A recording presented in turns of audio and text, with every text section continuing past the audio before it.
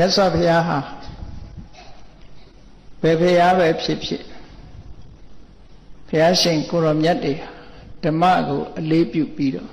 နေကြတာဖြစ်တယ်ငယ်ငယ်တုန်းကမေကွန်းတစ်ခုမေးတာကိုခံခဲ့ရဘူးတယ်ကိုရင်ဘဝကတကားတယောက်ကမေးတယ်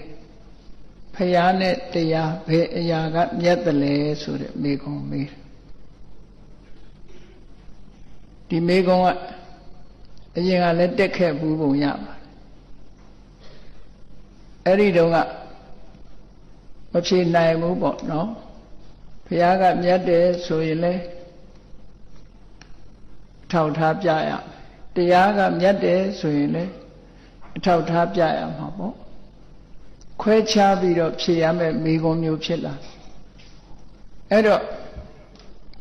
ဘာဖြစ်လို့တော့ဆိုတော့ဘုရားအဖြစ်သို့ရောက်တာတရားကြောင့်ရောက်တာဖြစ်တယ်ပေါ့တရားကိုအခြေပြုပြီးတော့ရောက်တာဖြစ်လို့တရားသိမှဘုရားဖြစ်တာဖြစ်သောကြောင့်တရားက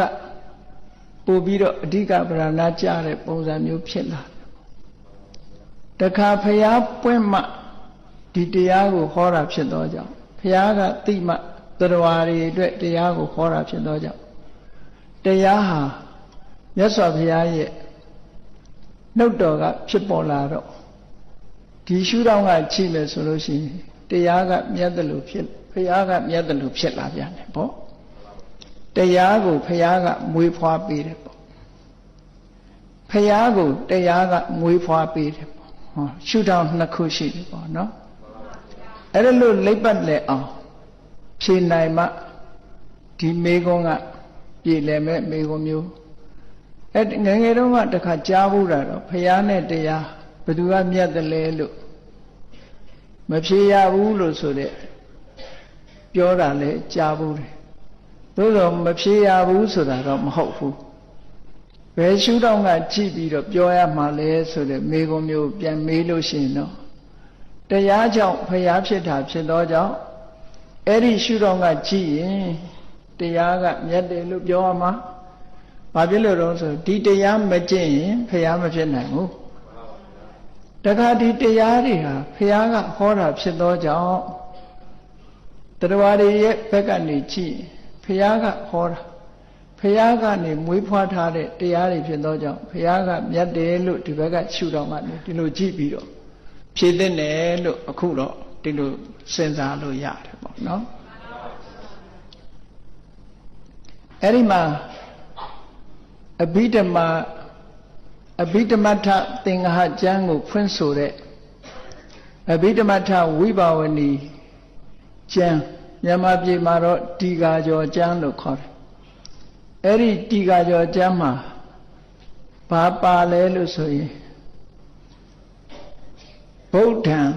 တံဗုဒ္ဓပူဇိတံဆိုတဲ့စကားလုံးလေးပါတယ်ဓမ္မံတံဗုဒ္ဓပူဇိတံနော်ဓမ္မံတံဗုဒ္ဓပူဇိတံဆိုတဲ့စကားလုံးကိုကြည့်မယ်ဆိုရင်တံဗုဒ္ဓပူဇိတံ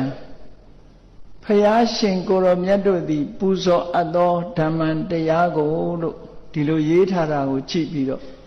အဲ့ဒီတကားကမေးတာဒီမေကွန်းမေးတာကမြတ်စွာဘုရားကတရားကိုပူဇော်တယ်လို့ဆိုတော့တရားကမြတ်လို့ပူဇော်တဲ့ပုံစံမျိုးပေါ့နော်ဗုဒ္ဓံတံဗုဒ္ဓပူဇိဓမ္မံတံဗုဒ္ဓပူဇိတံတံဗုဒ္ဓပူဇိတံဘုရားရှင်ကိုရောမြတ်ကြီးသည်ပူဇော်အပ်သောဓမ္မံတရားကိုလို့ဒီစကားကိုကြည့်မယ်ဆိုလို့ရှိရင်တော့ဘုရားကတောင်တရားကိုပူဇော်တယ်ဆိုတော့တရားကမြတ်တယ်လို့ဒီလိုပြောကြမှာပေါ့နော်သို့တော့လူတွေသိရှိခွင့်ရတဲ့ဒီတရားဓမ္မတွေကြမြတ်စွာဘုရားကဟောတာဖြစ်တယ်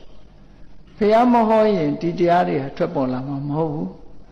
ဒါကြောင့်အဲ့ဒီရှုထောင့်ကပြောတဲ့အခါကျတော့ဓမ္မံတံဗုဒ္ဓဒေတိတံတံဗုဒ္ဓဒေတိတံရှင်တော်ဘုရားထုတ်ဖော်ဟောကြားအပ်သောဓမ္မံတရားဆိုတော့ဘုရားကအဓိကဖြစ်လာတယ်ပေါ့နော်အဲ့တော့လည်းလို့ခွဲခြားပြီးတော့ဘုရားနဲ့တရားဘယ်သူကမြတ်တယ်လဲလို့ဆိုအပြန်အလှန်ပဲသူရှုထောင့်နဲ့သူပြောရမှာပဲ တရားနဲ့ကင်းရင်ဖရာမဖြစ်ဘူးဖရာနဲ့ကင်းပြီးတော့လေတရားမပေါ်ဘူးလို့ဒီလိုသိရတာ